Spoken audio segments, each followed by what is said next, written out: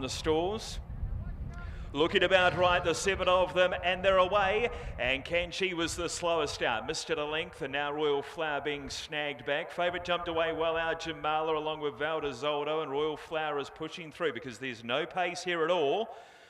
Followed by Sue Princess. Nigella Lane, 4 for Cindy Qlty. Gee, they couldn't be going slower as they come up before us. And our Jamala and Royal Flower, and they have got the handbrake on. I think Craig's just going to let the favourite slide here.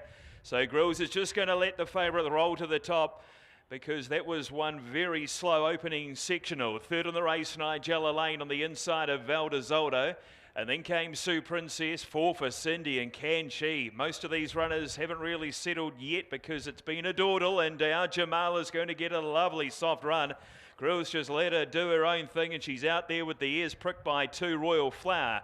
Third in the race, Nigella Lane, a link VAL, ZOLDO, followed by the roughy Sue Princess. 4 for Cindy and Qlty. So our Jamala pulling the strings here. Our table-topping rider, Craig Grills, and the favourite a length on Royal Flower as they work down the back, and the pace just a little better now. Third in the race is Nigella Lane, Sue Princess, VAL, ZOLDO together, and then Qlty.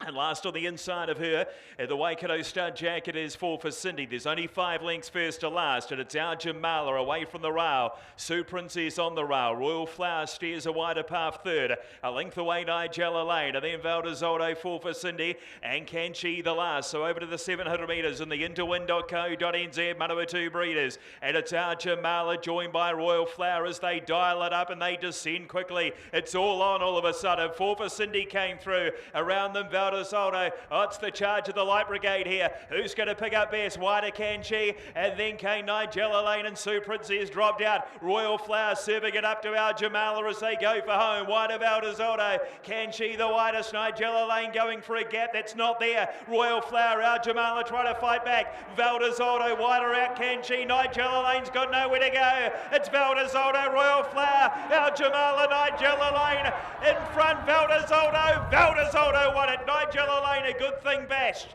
Very unlucky, couldn't get out, got through very late, dived through, just got beat.